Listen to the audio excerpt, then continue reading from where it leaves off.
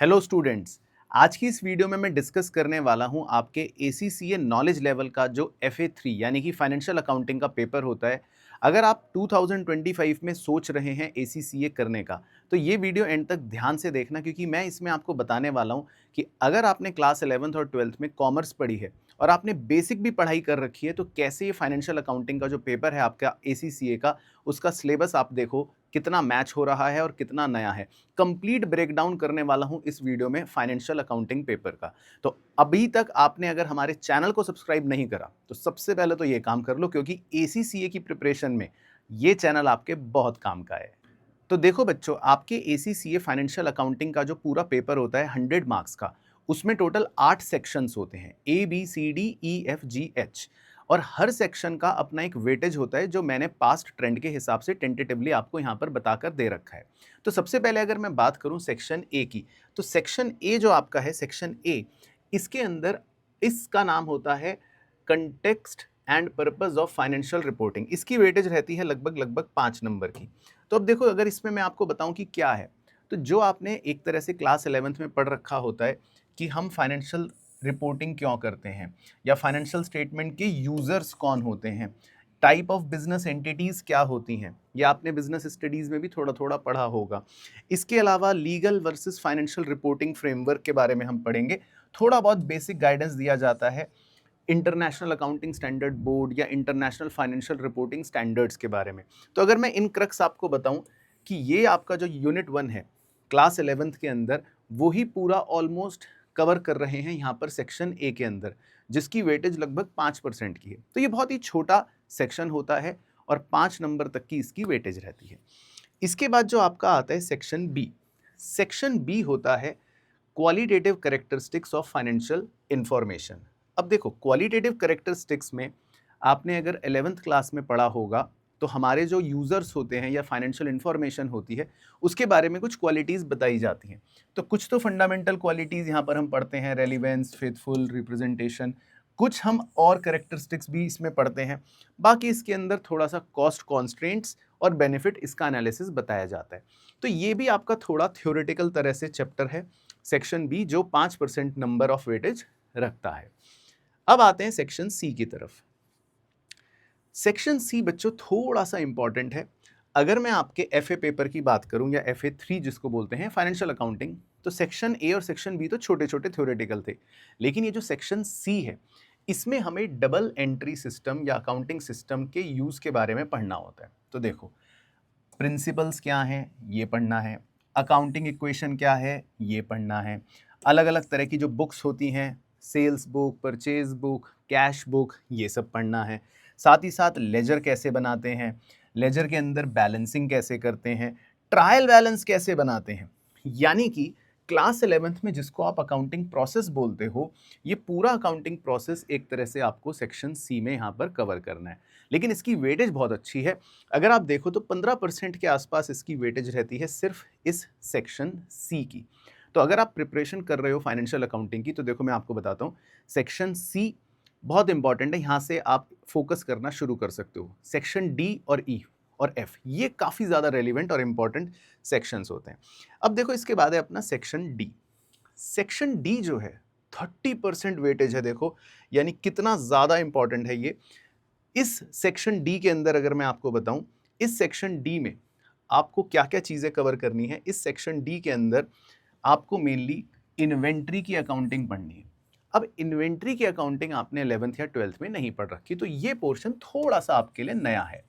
लेकिन अगर for example आप एक सीए स्टूडेंट हैं या सीए फाउंडेशन की तैयारी कर रहे हैं, तो आपको पता होगा सीए फाउंडेशन में भी इन्वेंट्री के बारे में हम पढ़ते हैं, तो उसका बेसिक रूप यहाँ पर आपको देखने को मिलेगा। इसी तरह डेप्रीसिएशन, डेप्रीसिएशन आपने क्लास 11th के अंदर पढ़ा होता है, और ये सेम डेप्रीसिएशन यहाँ पर आपको देखने को मिलता है। बाकी थोड़ा बहुत accrual concept, prepaid concepts, recoverable debts, provisions, payroll entries, ये कुछ एडजस्टमेंट्स हैं छोटी छोटी, जो आपको ज़्यादा परेशान नहीं करेंगी, तो डोंट वरी। लेकिन हाँ, इसके बारे में थोड़ा सा आपको यूनिक तरीके से यहाँ पर पढ़ना पड़ेगा। बाकी कैपिटल और रेवेन्यू एक्सपेंडिचर, ये आपने क्लास 11th में भी पढ़ रखा है। और सबसे इंपॉर्टेंट, बैंक रिकंसिलिएशंस। बैंक रिकंसिलिएशन कैसे होता है, क्या पर्पज़ है, क्या यूज़ है, कैसे बनाते हैं। तो ये चैप्टर आपको यहाँ पर 30% वेटेज देता है। तो सेक्शन डी जो है मैं कह सकता हूँ सबसे बड़ा सेक्शन है एज पर एग्जाम मार्क्स। उसके बाद सेक्शन ई थोड़ा सा छोटा है, इसकी वेटेज है 10% की, लेकिन सेक्शन ई में आपको दिक्कत नहीं आएगी।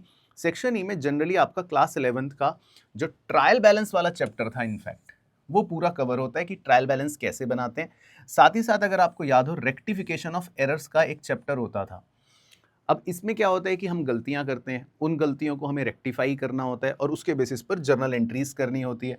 कई बार सस्पेंस अकाउंट ओपन करते थे, तो वो पूरा चैप्टर आप समझ लो रिपीट हो जाएगा और 10% वेटेज आपका यहाँ पर एफए के अंदर रखता है। तो ये हो गया आपका सेक्शन ई। इसके बाद section F, again very very important section. Section F की वेटेज है 25% की और सेक्शन एफ में आपको करना है फाइनेंशियल स्टेटमेंट वाला काम, यानी कि जिसमें अगर आपको याद हो आप पीएनएल और फाइनेंशियल पोजीशन यानी कि बैलेंस शीट बनाया करते थे। तो ये सेम काम आपको यहाँ पर करना है और साथ ही साथ ईयर एंड पर कुछ एडजस्टमेंट्स होती थी, तो वही एडजस्टमेंट्स आपको दोबारा से करनी है। बाकी इसके अलावा कुछ छोटे मोटे प्रेजेंटेशन को लेकर जो आईएफआरएस या Indian accounting international accounting standards के 1 के रूल्स होते हैं, उसके बारे में थोड़ा सा एडिशनल पढ़ना होता है जो थ्योरी है, लेकिन आप मान के चलो 20 से 22 नंबर तक की वेटेज आपके इस पूरे सेक्शन की कवर हो जाती है। इसके बाद आता है आपका सेक्शन जी। ये छोटा है और एफ जो होगा वो भी छोटा है, ये 5-5% नंबर वेटेज रखते हैं। सेक्शन जी की अगर बात करूं तो सेक्शन जी के अंदर आपको सिंपल एक पूरा नया कॉन्सेप्ट कवर करना है, जिसको वैसे तो हम बोलते हैं कंसोलिडेशन, जो अकाउंटिंग स्टैंडर्ड 21 गवर्न करता है। अब ये हमने नहीं पढ़ रखा सर, हम 11th में थे नहीं पढ़ा, 12th में नहीं पढ़ा, तो ये एंटायरली न्यू चैप्टर आप कह सकते हो है।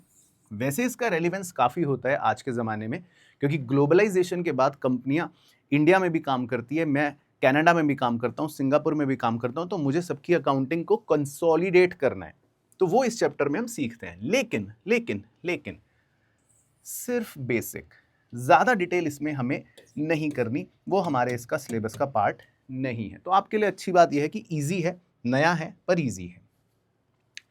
सेक्शन एच के बाद मैं आपको एक बहुत बड़ा ग्रैंड कंपैरिजन दिखाऊंगा, वो ज़रूर देखना, और वीडियो में अगर बने हुए हो तो लाइक और शेयर ज़रूर कर देना। तो देखो सेक्शन एच में आपको simple interpretation of financial statement cover करना है, 5% इसकी वेटेज है। इंटरप्रिटेशन के लिए आपने क्लास 12th में शायद थोड़ी पढ़ाई करी हो, जिसमें आप एनालिसिस करते थे रेशियोज़ की मदद से।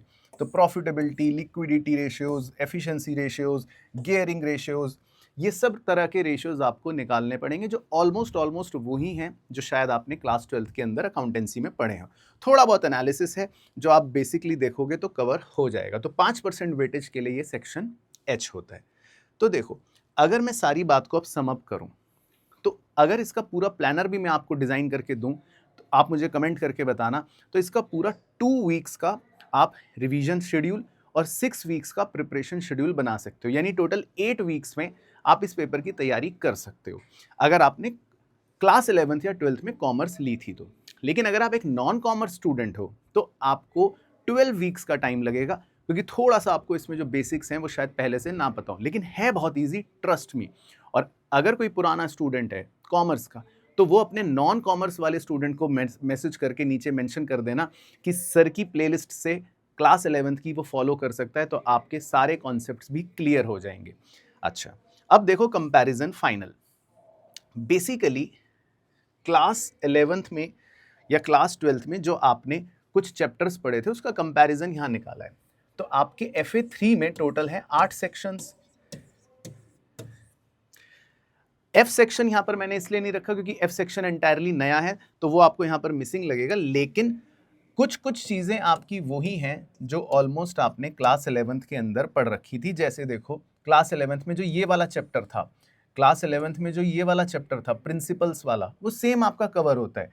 क्लास 11th में लेजर ट्रायल बैलेंस आप करते थे, क्लास 11th में डेप्रीसिएशन BRS आप करते थे, या ट्रायल बैलेंस रेक्टिफिकेशन करते थे। तो बेसिकली क्लास 11th में आप फाइनेंशियल अकाउंटिंग जो सीख रहे थे, ये वही पेपर काफ़ी हद तक कवर करता है।